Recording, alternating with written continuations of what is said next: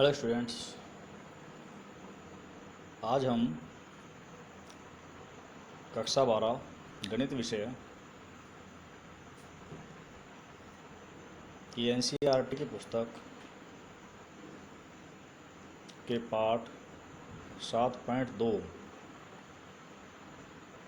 समाकलन के अंतर्गत प्रतिस्थापन द्वारा फलनों का समाकलन याद करना सीखेंगे।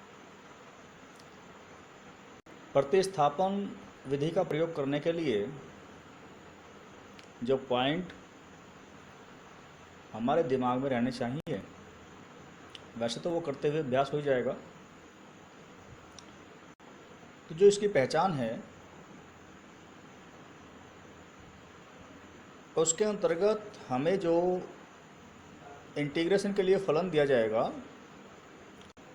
उसमें दो व्यंजक होंगे। वो गुणा में भी हो सकते हैं, भाग में भी हो सकते हैं या पार्ट में भी हो सकते हैं।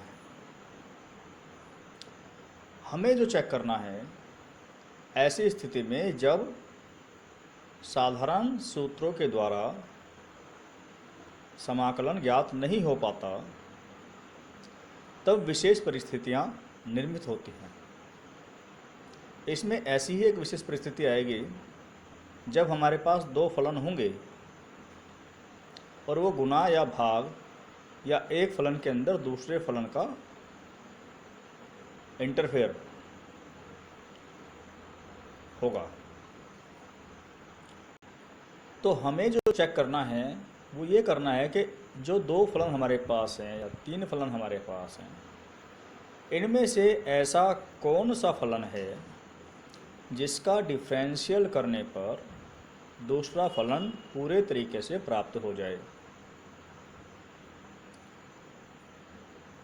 जो फलन अपने आप में बड़ा अटपटा सा लगता हो, जाहिर सी बात है, तो उसे तो मानना ही है।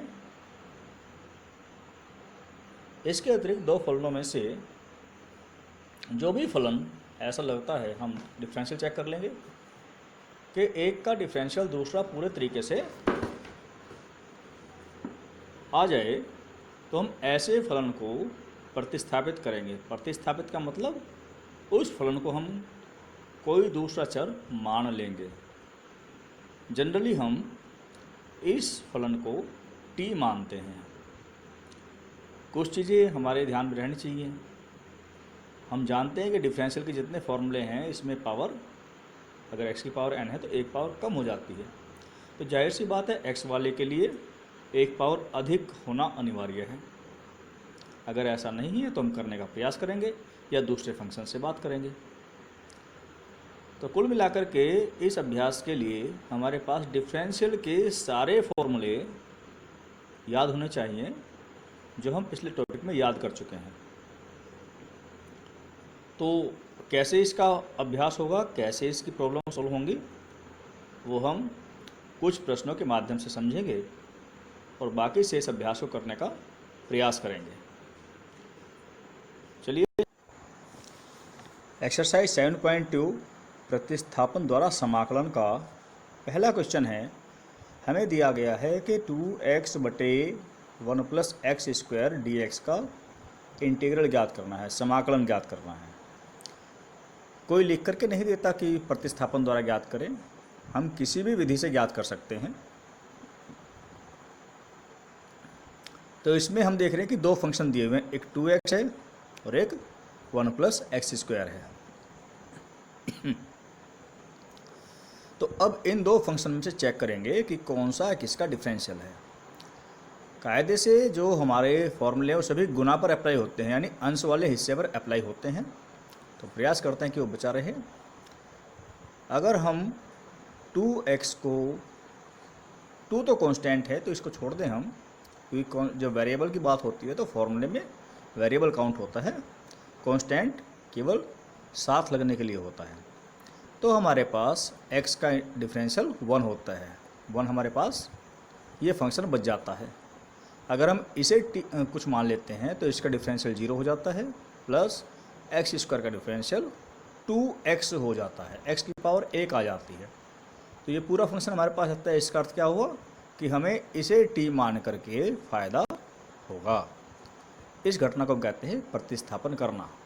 तो हमने क्या करना है कि 1 प्लस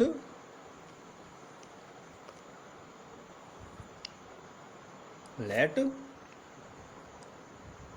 1 प्लस एक्स स्क्वायर बराबर टी। तब हम डिफरेंशियल कर देंगे टी का एक्स के सापेक्ष। टी में वेरिएबल कम है, या तो हो जाना क्या चाहिए हमारे पास, अगर हम डिफरेंशियल करेंगे तो 1 का 0 प्लस एक्स स्क्वायर का 2x बराबर dt बटे dx। या dx एक तरीके से इधर से लाता केवल नोटेशन के लिए, ऐसा होता नहीं है। तो क्या हो जाएगा हमारे पास 2x dx बराबर dt। तो यहाँ पर जो हम करते हैं इस प्रक्रिया को समझते हुए हम इस स्टेप को नहीं लिखते, यानी इससे क्या होता है कि भाई x वाली तरफ dx आएगा और t वाली तरफ dt आ जाएगा। बाकी डिफरेंशियल इधर का इधर, इधर का इधर, केवल दो वेरिएबल्स की घटना में।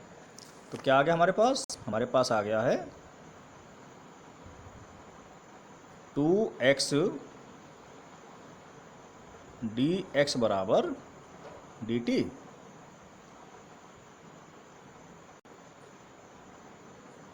तो ये जो है हमारे पास इक्वेशन जो 1 जो कि हमें ज्ञात करना था, और ये कंबाइन रूप से इक्वेशन 2।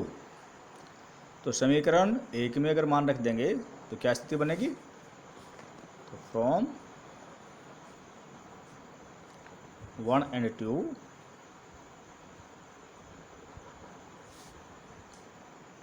क्या आ जाएगा? 2x dx तो हो गया dt बटे, और ये पूरा हो गया t, और इसका इंटीग्रल कन्वर्ट हो जाता है, जो i है वो इसके बराबर आ जाता है। अब बराबर ये हो गया 1 बटे t, तो ये बन गया हमारे पास इंटीग्रल 1/x dx। हम जानते हैं कि होता था log ऑफ मोड x। तो ये क्या आ जाएगा हमारे पास? This is log of mod t and plus c। ये बराबर आ गया, t क्या था? क्योंकि t हमने माना था, प्रश्न में नहीं दिया गया था, तो इसलिए ये जो t का मान रखेंगे तो t का मान था 1 प्लस एक्स स्क्वायर, तो log of 1 plus x square का मॉडुलस और प्लस c। ये बराबर, अब हम यहाँ चेक करें भाई 1 तो पॉजिटिव है, प्लस है ही, x का वर्ग हमेशा पॉजिटिव रहेगा। तो बीइंग पॉजिटिव में पॉजिटिव जोड़ करके सारी क्वांटिटी पॉजिटिव है, तो इसका मतलब जो मॉडुलस है ये यूजलेस हो गया। तो यूजलेस हो गया तो हम इसे लिख सकते हैं log of 1 plus x square and plus c, जहाँ c एक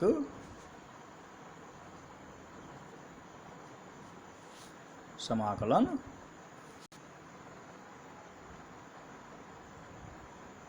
नियतांक है। तो ये हमारा सॉल्यूशन आ जाता है, आंसर।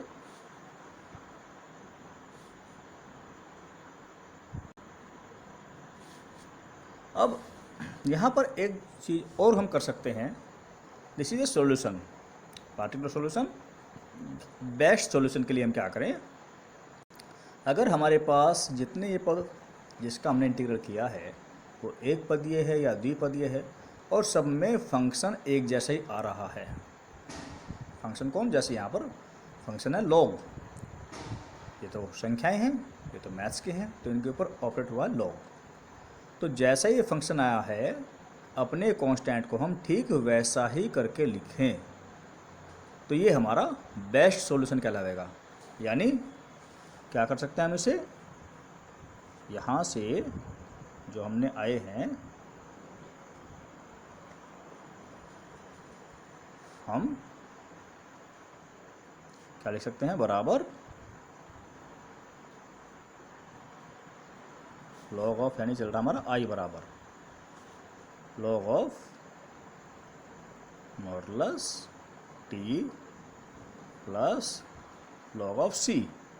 तो जो लॉग फंक्शन है इसकी वजह से आया है। ऐसे ही कहीं tan आता है तो tan लिख देंगे, यानी जैसा फंक्शन ये हो ठीक वैसे ही फंक्शन ये हो, तो इसे कहते हैं बेस्ट सॉल्यूशन। अगर इनमें फॉर्मूला अप्लाई हो सकता है तो और अच्छी बात है। जैसे हम जानते हैं कि ये जो हो गया, जब लॉग में लॉग जुड़ता है तो संख्याओं की गुना हो जाती है, यानी हो जाएगा सी मॉडुलस टी और ये बराबर log of c 1 plus x square और ठीक उसी प्रकार से जैसे हमने पीछे किया था कि ये जो है इंडिपेंडेंट ऑफ साइन, क्योंकि ये अलग पॉजिटिव रहता है, तो हमारे पास उत्तर जो आ जाएगा वो आ जाएगा log of c 1 plus x square. This is the best solution.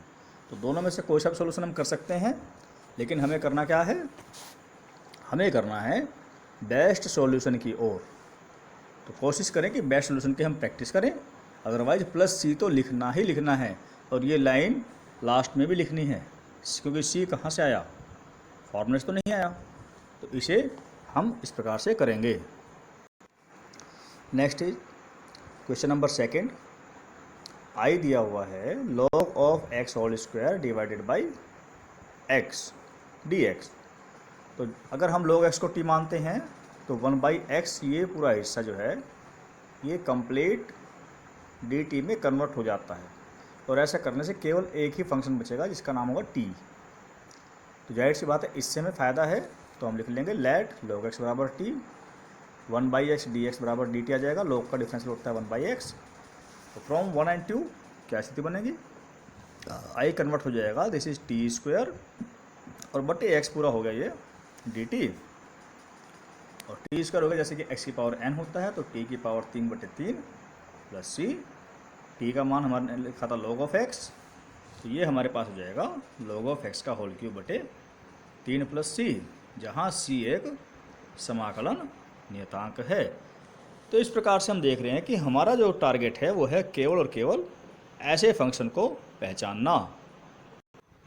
Next question 3, इसमें हम देख रहे हैं कि आई बराबर 1/x प्लस log x दिया हुआ है। 1/x प्लस log x दिया हुआ है। अब यहाँ से तो एक ही फंक्शन दिखाई दे रहा है बहु बटे में, अगर से मान लेते हैं तो अभी कोई स्थिति नहीं बन करके आ रही है। तो हमारी गणना में सबसे पहला काम क्या होता है कि कॉमन लेके देखें। तो अगर हम इसमें से कॉमन ले लेते हैं तो हमारे पास आ जाता है 1/x कॉमन